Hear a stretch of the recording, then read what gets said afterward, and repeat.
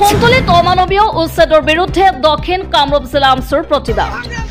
বিলাসীপাৰাৰ চাপৰত আজি অসম চৰকাৰে চলোৱা অমানৱীয় উচ্ছেদৰ বিৰুদ্ধে অসমৰ মুখ্যমন্ত্ৰী ডক্টৰ হিমন্ত বিশ্ব শৰ্মাৰ বিৰুদ্ধে সন্তলিত আমচুত তীব্ৰ প্ৰতিবাদ সাব্যস্ত কৰে।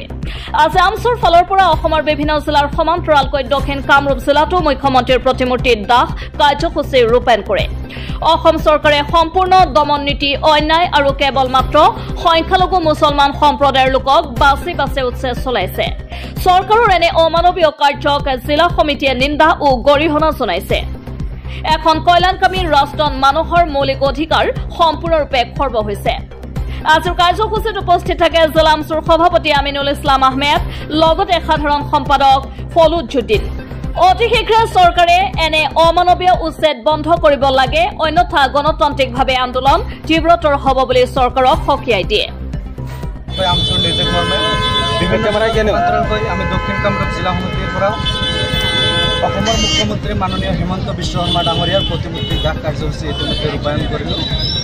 আমি অসমৰ মুখ্যমন্ত্ৰী মাননীয় হিমন্ত বিশ্ব শৰ্মা ডাঙৰীয়াক এটা কথা স্পষ্ট কৰিব বিচাৰিছোঁ, কেৱল সংখ্যালঘু তথা মুছলমান সম্প্ৰদায়ৰ লোকক বাছি বাছি উচ্ছেদ কৰা হৈছে।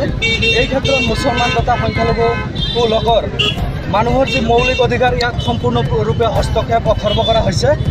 এখন কল্যাণকামী ৰাষ্ট্ৰৰ মানুহৰ অন্য বস্ত্ৰ বাসস্থান সুনিশ্চিত কৰাৰ দায়িত্ব আৰু কৰ্তব্য চৰকাৰৰ থাকে, কিন্তু এইখন চৰকাৰে সম্পূৰ্ণ দমন নীতিৰে কেৱল সংখ্যালঘু মুছলমান তথা সংখ্যালঘু সম্প্ৰদায়ক বাছি বাছি অমানৱীয় উচ্ছেদ কাৰ্যসূচী চলাই আছে।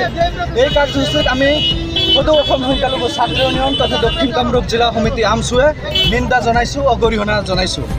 আমি সমূহ ৰাইজ তথা সংগঠনক এটা কথা আহ্বান জনাইছোঁ, এনেধৰণৰ অমানৱীয় উচ্ছেদ বন্ধ কৰিব লাগে অতি শীঘ্ৰেই, অন্যথাই আন্দোলন অতি তীব্ৰতৰ হ'ব।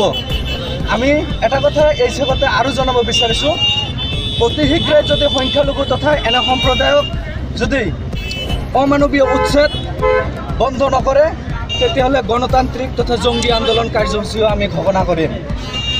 কেৱল সংখ্যালঘু মানুহক এনেধৰণৰ অমানৱীয় উচ্ছেদ অতি শীঘ্ৰে বন্ধ কৰিব লাগে। আমি পূৰ্বৰে পৰা কৈ আহিছোঁ, অসমৰ সংখ্যালঘু তথা মুছলমান মানুহ বা আমি দল সংগঠনে উচ্ছেদৰ বিৰোধিতা কেতিয়াও নহওঁ, কিন্তু উচ্ছেদ কৰাৰ আগতে পুনৰ সংস্থাপনৰ ব্যৱস্থা কৰি চৰকাৰে উচ্ছেদ চলাক, তাতে আমাৰ সহমত থাকিব। ধন্যবাদ।